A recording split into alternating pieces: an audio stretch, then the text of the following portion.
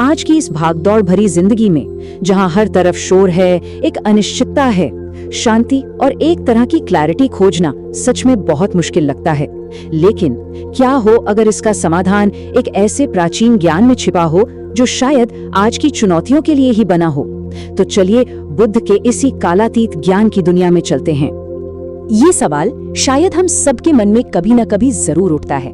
काम का तनाव, भविष्य की चिंता और ये लगातार बदलती दुनिया, इन सब के बीच एक ठहराव, एक पल की शांति की जरूरत भला किसे महसूस नहीं होती? और इसका जवाब एक ऐसी जगह से आता है जहां शायद हम उम्मीद भी ना करें, गौतम बुद्ध के दर्शन से। लेकिन यहाँ उन्हें सिर्फ एक धार्मिक गुरु के तौर पर नहीं, बल्कि एक महान दार्शनिक के रूप में देखना बहुत जरूरी है। एक ऐसा विचारक जिनकी इंसान के मन पर पकड़ 2500 साल बाद भी हैरान कर देती है। तो आखिर बुद्ध के इस स्थायी दर्शन का आधार क्या है? देखिए, इसकी शुरुआत होती है एक बहुत ही शक्तिशाली और आजाद कर देने वाले विचार से, व्यक्तिगत जिम्मेदारी। बुद्ध का एक सबसे जरूरी और सबसे अहम विचार है अपदीपो भव, जिसका मतलब है अपना दीपक खुद बनो। ये एक सीधी चुनौती है। ये हमें बाहरी जवाबों या किसी गुरु पर निर्भर रहने के बजाय अपने अंदर झांकने और अपनी राह खुद बनाने के लिए प्रेरित करता है।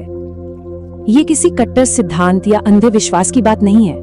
ये बात है आत्मनिर्भरता की, अपनी सोच की। बुद्ध का मानना था कि हर इंसान अपने ज्ञानोदय के लिए, अपने जीवन के मकसद और सही गलत के फैसले के लिए खुद ही जिम्मेदार है। लेकिन सवाल ये है कि ये जिम्मेदारी निभाई कैसे जाए? तो बुद्ध ने सिर्फ दर्शन नहीं दिया, बल्कि उसे असल जीवन में उतारने के लिए 2 मूल सिद्धांत भी दिए।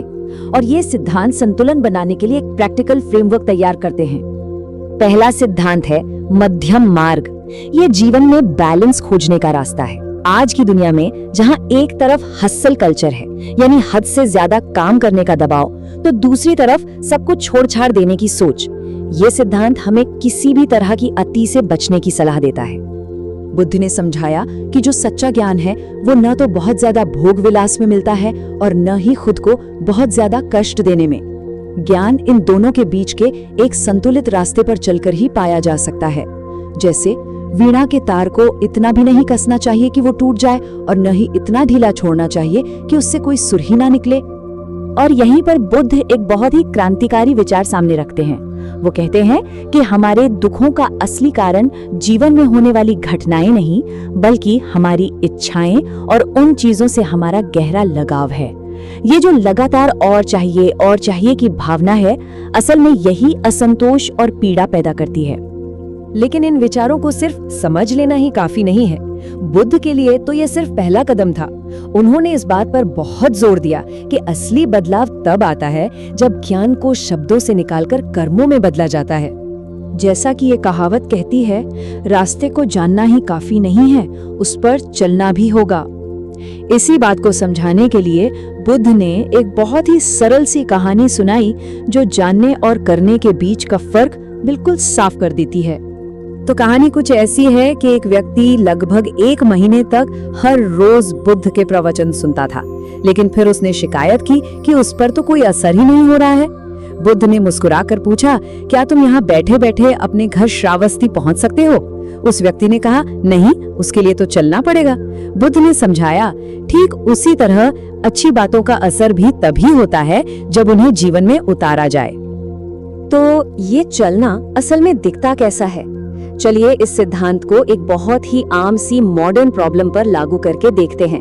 नेगेटिव थिंकिंग यानी नकारात्मक सोच, इसे आखिर दूर कैसे किया जाए? बुद्ध की एक और कहानी इसका रास्ता दिखाती है।